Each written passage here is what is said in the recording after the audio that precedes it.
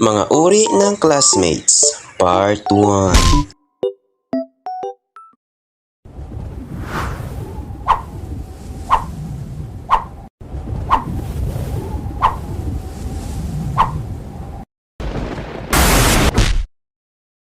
Leonimation. Hey! What's up mga lods? Sa bidyong ito ay ikukwento ko naman sa inyo ang iba't ibang uri ng classmates na nakilala ko noong high school. At sigurado ako na kahit isa dito ay makakarelate kayo. So wag na nating itong patagalin pa. Number 1. The Paper Hunters. Ito yung uri ng classmates na palaging naghahanap ng papel during exam or quiz. Sa sobrang paghahanap ay para na silang nagtre-treasure hunting. Daig pa nga nila si Dora the Explorer eh.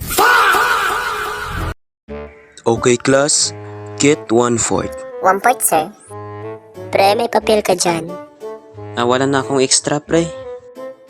Ganun ba, pre? Sige, pre, magpa-plan B na lang ako.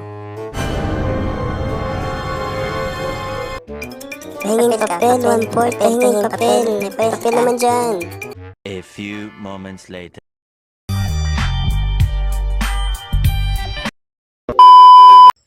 At ang ikalawa naman mga lods ay tinatawag kong The Ballpen Seller. O diba, title pa lang alam nyo na? Sila yung mga uri ng kaklase na ginawang negosyo ang ballpen.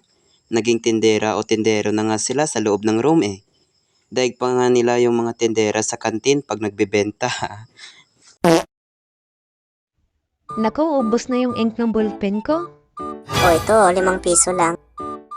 Sheesh, wala pala akong ballpen. May test pa kami mamaya. O, ito, pre, ballpen, 5 piso lang. Bili na, pre. Bilib nga ako sa ganitong uri ng classmates eh. Dahil sila yung naging lifesaver pag wala kaming ballpen. At syempre, pag ubos na yung ink namin, di na namin kailangan pang bumili sa kantin. Syempre, may instant tendero na kami eh. At ang panghuli, The Jokerist. Potek na title yarn. Ito yung mga kaklase na di mabubuhay pag di nakakatawa eh no?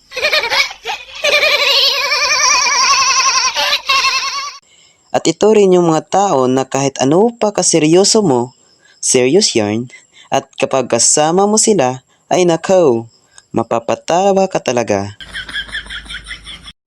So this is why tinawag na Red Planet yung Mars. Pre. Tingnan mo si Bornak.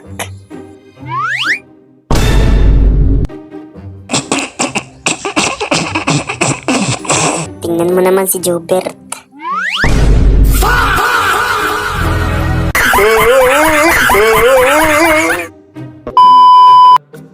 So dyan lang nagtatapos ang ating kwento para sa part 1 mga lods. Stay tuned lang, like, follow, and share. At kung may mga alam pa kayong mga uri ng inyong classmates, huwag niyong kalimutang mag-comment para magawa natin ng part 2. Arigato.